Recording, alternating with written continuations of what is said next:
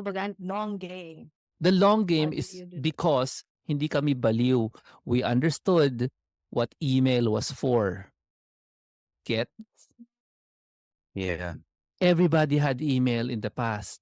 15 years ago, 20 years ago, 30 years ago.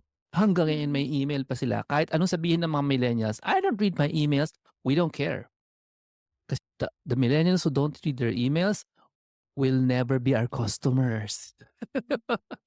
But they will also grow old and they have no choice. They have to receive their statement of accounts in email form. Yes. So nung True. walang social network nung 2005, 2006? Meron. Wala. Meron. Friendster. Friendster. Multiply. Si Kim Store. Remember Kim Store? Kaibigan ko din yan. Kaibigan ko rin si Kim. Um, YM. Hindi. Ano siya? Multiply siya. Lumaki siya sa Multiply. Isa ako sa mga early buyers ni Kim. So sobrang interested ko sa kanya. Nung nag-meet kami for the first time, Kim, interviewin kita. In-interview ko siya on the spot. Hindi pa siya ganun ka-well. As in, kakagalabas lang ng college.